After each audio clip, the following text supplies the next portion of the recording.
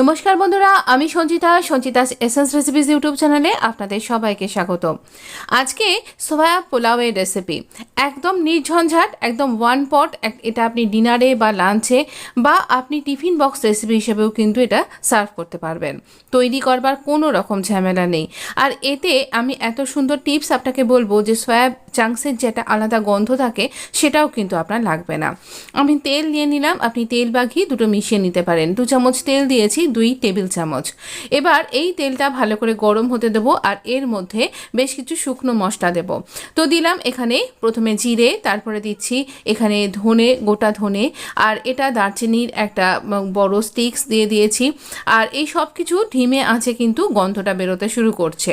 আর এবারে দিচ্ছি black cardamom বা আমাদের বড় এলাচ, তাকে ভালো করে ছাড়িয়ে দিয়েছি খোসাটা, যাতে এর দানাগুলো বেরিয়ে আসতে পারে।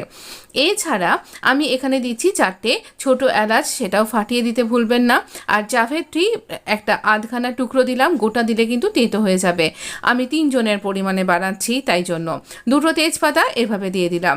এবার সব কিছু থেকে ভালো গন্ধ বেরোলে আমি এখানে সয়া বড়িগুলোকে দিয়ে দিলাম। এই সয়া বড়িগুলোকে আমি ফুটন্ত গরম জলে ভালো করে কিন্তু এখানে ভিজিয়ে রেখেছিলাম। তারপর সেটাকে জল ফেলে ভালো করে ঠান্ডা জলে ধুয়ে নিয়েছি।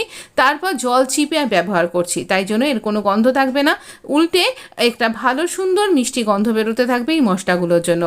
নুন দিলাম, হলুদ দিলাম গরম মশলা, সব কিছু দিয়ে ধিমে আঁচে এটাকে ভালো করে ভেজে নেব। সোয়া বড়ি একেবারে স্পঞ্জের মতন হয়, তাই এই সব কিছু মশলার গন্ধ এর মধ্যে খুব তাড়াতাড়ি অ্যাবজর্ব করে যাবে। যখন খাবেন এত অপূর্ব টেস্ট হবে কি বলবো আর। তো এটা খেয়ে মনেই হবে না যে আপনি একদম এরকমভাবে সোয়া বড়ি দিয়ে এই রেসিপিটা তৈরি করছেন। অসম্ভব ভালো খেতে হবে। তো এইরকমভাবে ভালো করে ভেজে নিয়ে আমি এটাকে তুলে নিলাম। এবার দেখুন একদম কড়াইতে তেল নেই, তো আমাকে এখানে চালটা অ্যাড করতে হবে। যতটা পারবেন স্ক্র্যাপ করে এখানে তুলে নেবেন, কিন্তু সোয়া বড়িগুলো একটু লেগে যায়। তো আমি আবার এখানে 2 চামচ তেল অ্যাড করে দিয়েছি।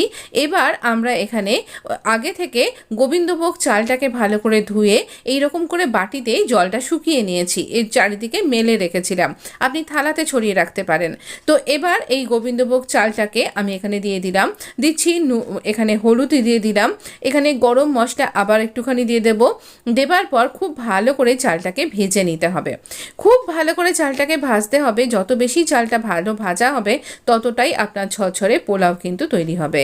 ভীষণ সুন্দর করে চালটা ভেজে নেব আমরা, একদম ধিমে আছে। সামান্য একটু নুনও অ্যাড করলাম, বুঝে নুনটা দেবেন, কারণ চালের জন্য নুনটা দিচ্ছি, আমরা সয়া বড়ির জন্য নুন আগেই দিয়ে দিয়েছিলাম, তাই নুনটা যেন চিটা না হয়ে যায়, বেশি না হয়ে যায়, খেয়াল রাখবেন। দেখুন আমার চালটা বেশ ভালো ভাজা হয়ে গেছে, ট্রান্সপারেন্ট হয়ে যাবে চালটা এইরকম, তাহলেই বুঝবেন চালটা ভালো ভাজা হয়ে গেছে। আর চালগুলো বারবার লাফাতে থাকবে, ছিটকোতে থাকবে, কড়াই থেকে বেরিয়ে যেতে থাকবে, তাহলেই বুঝবেন এটা ভাজা হয়ে গেছে। সেই অবস্থায় আমরা দিয়ে দিলাম সোয়া চাংসগুলো দিয়ে ভালো করে একবার মিশিয়ে নেব, যাতে সোয়া চাংসের মশলা আর চালের মধ্যে সব কিছু একেবারে মিলেমিশে যেতে পারে। তারপরে এখানে ভালো করে মেশানো হয়ে গেলে পারে আমরা এখানে অ্যাড করব। দেখুন এইরকমভাবে যদি আপনি তৈরি করেন তাহলে পরে অসম্ভব সুন্দর খেতে হবে। আপনি যদি চিনি না খান, যদি পোলাও হিসেবে না করছেন, বিরিয়ানি করতে চাইছেন, তাহলে বিরিয়ানি মশলাটা ইউজ করুন আর এখানে চিনিটা স্কিপ করুন। কিন্তু আমি পোলাও করছি, তাই জন্য আমি আমার প্রয়োজন মতন চিনি দিলাম। আপনি আপনার স্বাদ অনুযায়ী চিনিটা কমা বা বাড়া দিতে পারেন। আমি এখানে 2 গ্লাস জল দেব, মানে যা আমার এখানে পরিমাণ তার থেকে ডাবল এখানে জল দেব। পরিমাণের আর একটা হিসাব আমি আপনাকে এক্ষুনি বুঝিয়ে দিচ্ছি। তো এইরকমভাবে জলটা দিয়ে আমরা ভালো করে তলাটা স্ক্র্যাপ করে দেবো, যেন কোথাও চিনি বা চালের দানা আটকে না থাকে। এবার ভালো করে আমার নাড়াচাড়া করে দেওয়া যখন হয়ে যাবে, হাই ফ্লেমে এটা ফুটতে দেব। আর দেখুন কড়াইয়ের মধ্যে আমি খুন্তিটা ডুবিয়ে দেখছি আমার 3টে কড় ডুবে যাচ্ছে, তার মানে হচ্ছে এই পোরটা ঠিকঠাক জল দেওয়া হয়েছে। চাপা দিয়ে হতে দিয়েছিলাম, একদম ছচ্ছরে আমার সোয়া পোলাও রেডি।